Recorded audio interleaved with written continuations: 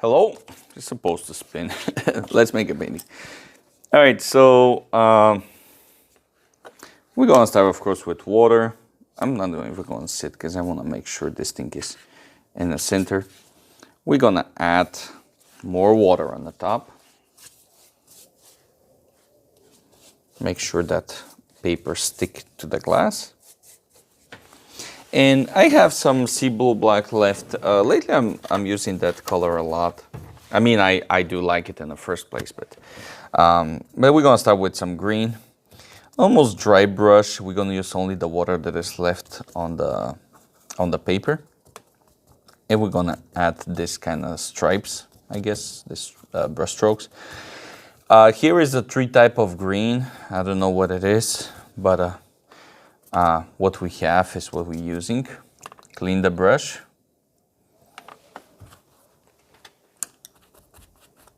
And I'm gonna use, you know what, I'm gonna use orange, like this. And I'm gonna put very vibrant orange. Clean the brush. And now we're gonna go with the sea blue black.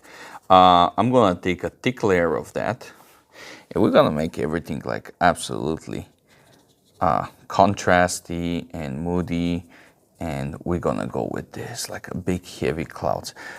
I stuck pretty much on the clouds, so I see no reason to stop because I love doing it. At some point I will have to kind of change things, but and it's more we go up, by the way, different. We're not gonna be so intense there, but it's like the light try to go through these thick clouds, man. It's like fighting for it. Okay, I guess it's later of the day because the sun is going down, so the last light try to go through the clouds. And here we're gonna actually afford to make it even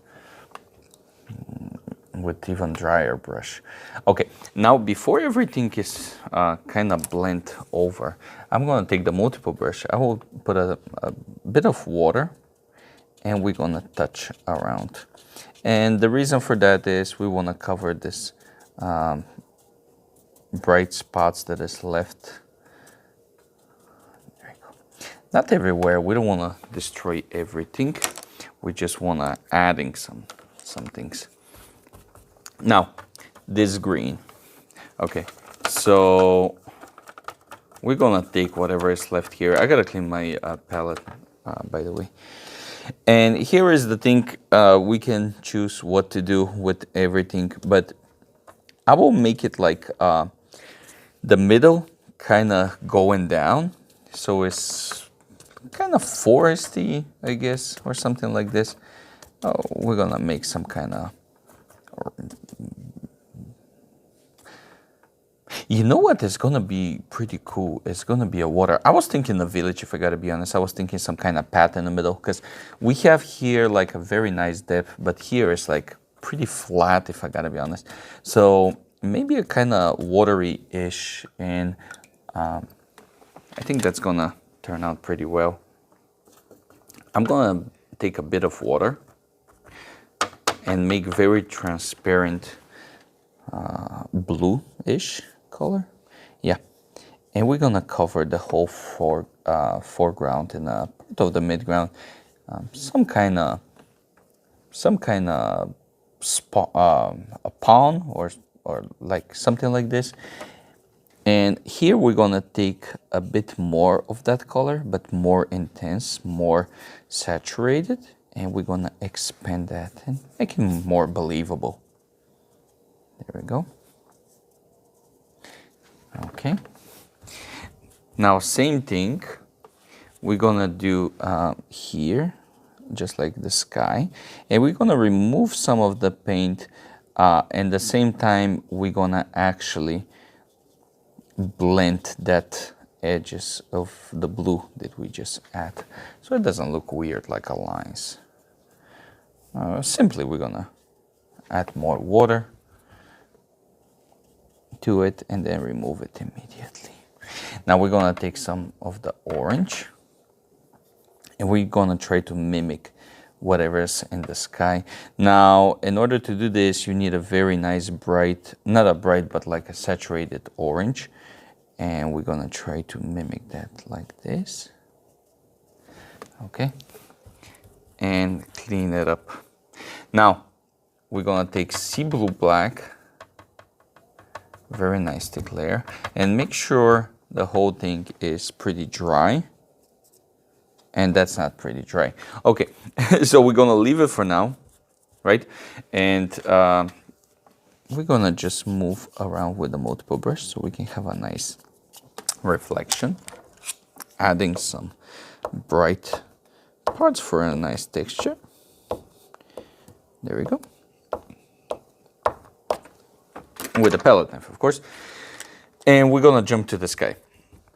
Let it dry for a little bit, let it sink for a little bit. And here we're gonna remove some of the paint.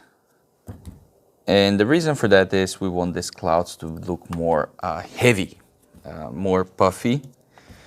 So we can actually expand on the top of that painting. There we go. Make sure you dry your brush all the time. Now, when you do something like this, it's a good idea to make it very bright on the top. Like you see here, it's not good. So I'm gonna fix that cloud immediately.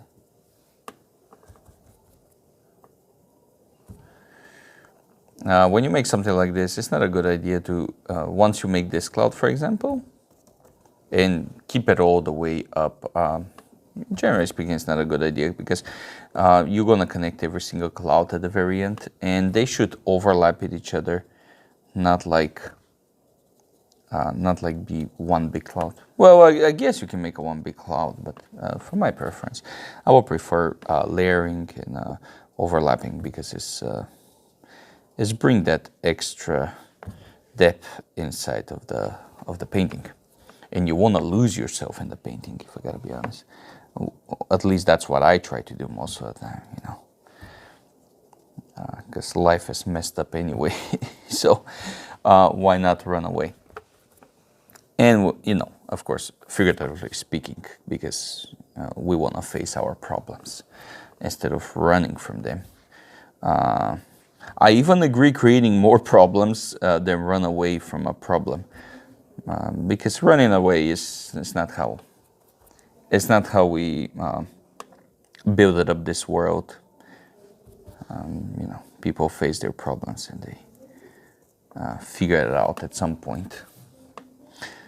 But that doesn't mean good thing all the time, you know. It's actually a lot of people, well, a lot of people, you know, when you say something like this, and don't assume it's a good thing, because like most of the time it's a bad thing. Figure out your problems. Usually is people find all kind of bad ways to figure out their problems. So it's not most of the time it's not a good thing. The results might be good, but the way you execute it is usually terrible. One of the things that are coming in my mind immediately is the French Revolution. You know, after that, the France is like going all the way up.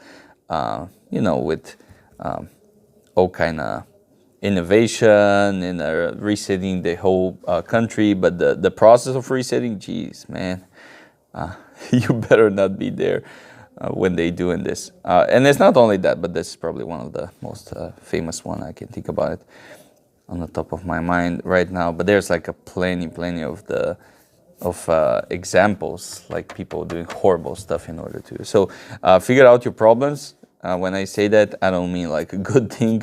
Majority of the time, it's just absolutely disaster. And I guess you see the foreground to the midground kind of dry out at this point, so we can afford to go and actually kind of use dry brush here. It's still kind of moist, but you know, you can see I can manipulate actually the whole kind of reflection from this thing. A little bit of black and then gonna hurt. Okay, now I can leave it like this, or I can put some water in the multiple brush and we can go down like this. And actually we're gonna make it rain. Look at this. Very simple, very simple. We're gonna make these clouds like going down. Look at that. If you wanna do extra, you can actually hitting the paper with all that stuff with a palette knife. It's turned out again very heavy actually. I treated again, my mistake. I treated more like an oil painting with all the layers, but it is what it is. And there you go, watercolor, abstract, landscape.